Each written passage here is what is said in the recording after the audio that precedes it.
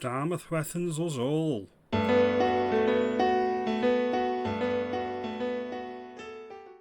Good evening. Thank you for watching as always. Keir Starmer has come out quite strong today against the Unite the Kingdom rally, which is taking place in London tomorrow. It's organised by Tommy Robinson.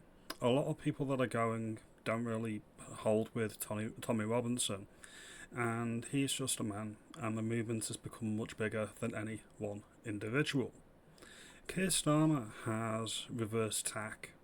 Remember about a year ago when he done his Island of Strangers speech, trying to win over the Gammons, the white working class, who saw completely through him and knew it was just a political ploy.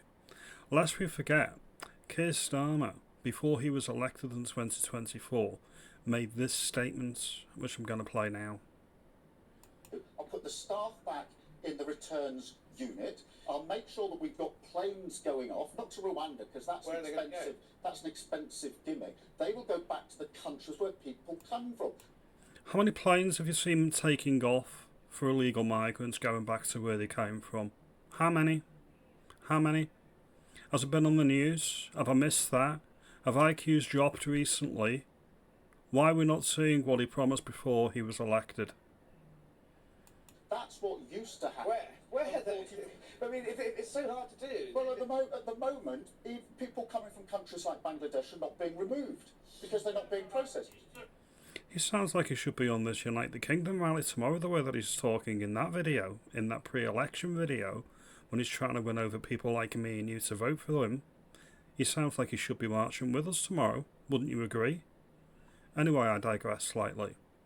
There's also a pro-Palestine march that's taking place on the same day for some reason, and there's likely going to be some agitators that actually break through into the Unite the Kingdom rally. When I was at one on the 26th or 27th of October 2024, that's exactly what happened, but the security and the stewards on the march were top notch, and they were removed pretty swiftly, is what I would say. He's also deploying security surveillance cameras, armoured police, vans and lorries, and he's warning that if any patriot puts a toe out of line, you're going to receive the full force of the law. Many people, myself included, who have been on these marches, are not football hooligans. We've never been in trouble with the police. We've never even had our collar felt by the police. And for Keir Starmer to brand us all thugs, criminals and racists, well, I've got major problems with all of that, because he's doing exactly what he accuses people on the right of politics doing to the precious protected minorities, lumping them all together and not treating them as individuals. That's exactly what he's doing to all of us when he calls us all thugs and racists. And it's done on purpose. He wants to scare, alarm and intimidate people into not going to the rally tomorrow. That's what this is about. The sheer size of the last rally terrified the establishment. When it was 20, 30, 40,000, all of the establishments, even Reform UK, could just dismiss it as that lot. We're nothing to do with them. And Keir Starmer could just ignore it when it was small. But it's fever pitch now. Each one's getting bigger than the last, and even Reform UK are coming out and tacitly supporting the march on the Patriots side. My MP Sarah Poachin has been on the news waves this week doing exactly that, on GB News and Talk TV, condemning the Prime Minister, rightly so, branding us all, people proud of our flags, proud of the United Kingdom, and proud of what we collectively achieved as a nation, rightly on our side, so thank God for that. But we're going to get into the actual video, what Keir Starmer put out. Okay, I think we need to go through it, so I'm going to put that out now. Tomorrow's march in London is a reminder of what we're up against in the battle of our values. The organisers, including convicted thugs and racists, are peddling hatred and division. A bit like you with your Island of Strangers speech, Keir. I'll tell you what this is as well. The lanyard, champagne socialist class, are the only voters he's got left. Everybody else has abandoned him. He's failed to capture the working class votes. Nobody else is voting for him. His Muslim bloc voters abandoned him. The only people that are voting for him are the people still committed to the Blairite regime from 1997, and that is a dwindling class of voter. This is what this pivot is all about. This about face is all about. The fact that he's trying to desperately cling on to the only constituency of voter that still buys into any of this bullshit. Plain and simple. Their goal is to convince people that Britain's problems are caused by those living alongside them. No, it's not necessarily caused by them directly. It's caused by repeated governments not adhering to the democratic wishes of the people that they were elected to serve. That's what this is about. The real enemy is the regime since 1997. The migrants are a symptom of policy being enforced on the electorate that did not request it and did not consent to it. So they are a symptom, you are the cause. But that is not the Britain that I know. Not the Britain that you built, and the Britain that is falling apart, bursting at the seams because of your policies. You shouldn't even be flying the Union Jack in this video. You have no idea what it represents. Only your globalist model. This is a country built on decency, fairness and respect.